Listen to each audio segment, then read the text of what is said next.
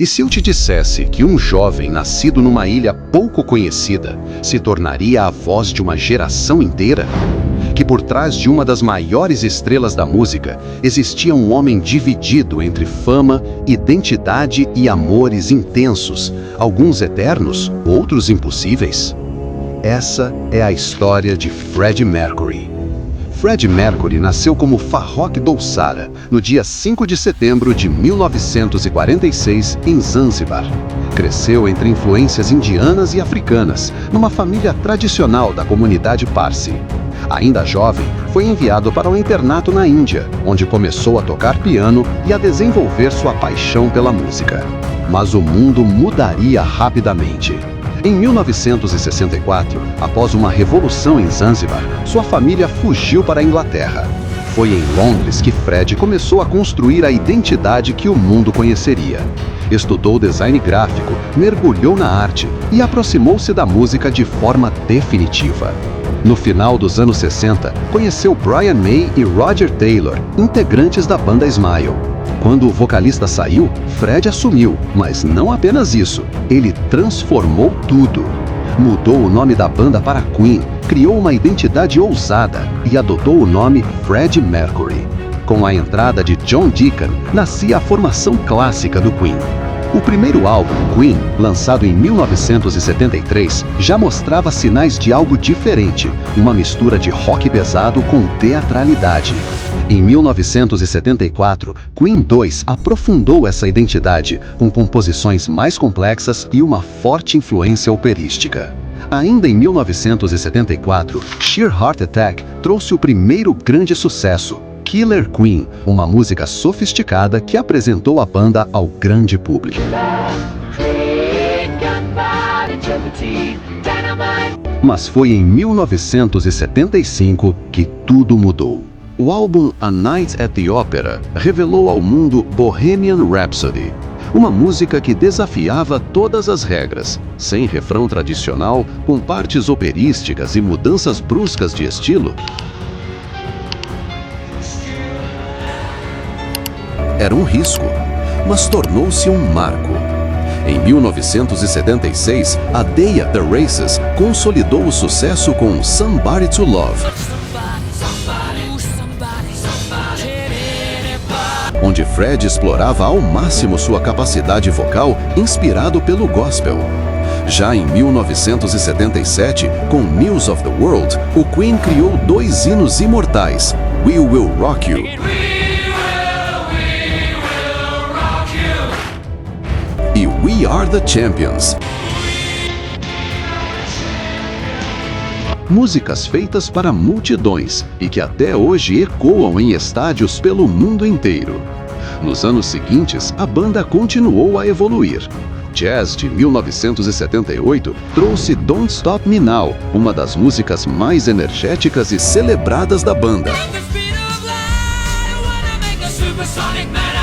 Nos anos 80, o Queen incorporou novas influências.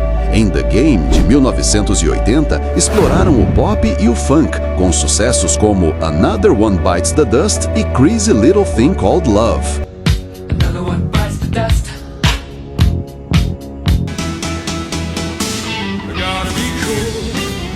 Em 1984, lançaram The Works, que incluiu Radio Gaga e I Want to Break Free. Esta última marcante também pelo videoclipe provocador, que desafiava normas sociais da época.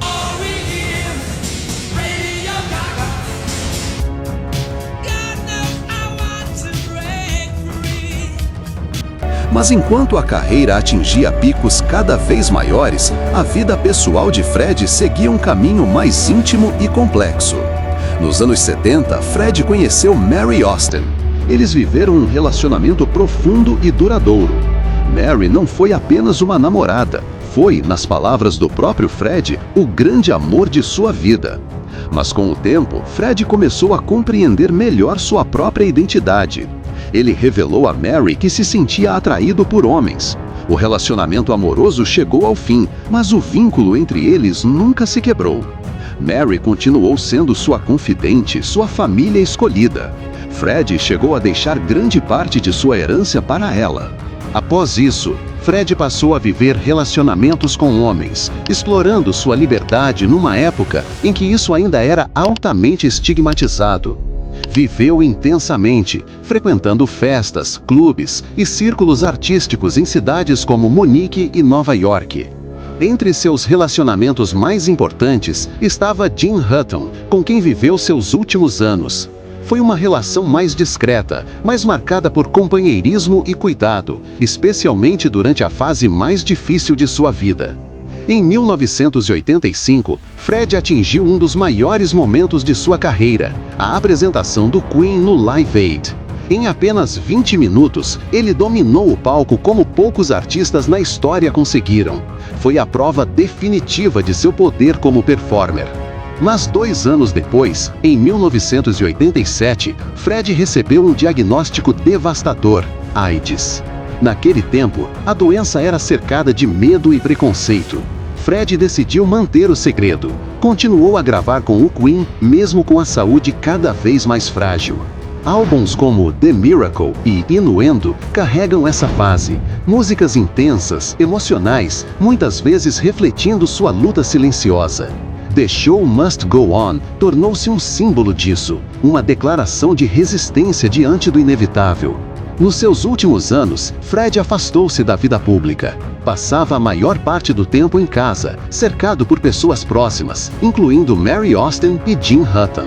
No dia 23 de novembro de 1991, ele revelou publicamente que tinha AIDS. No dia seguinte, morreu.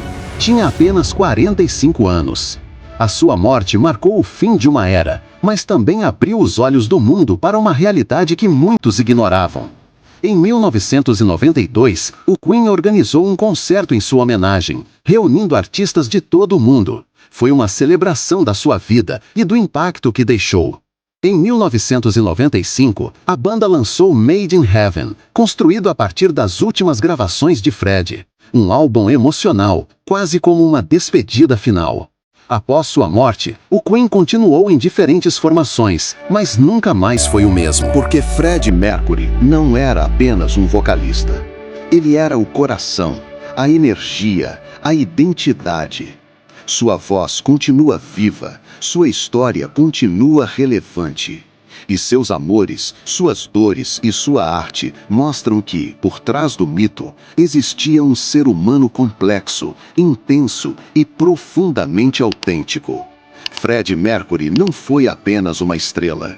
Ele foi, e continua sendo, absolutamente inesquecível.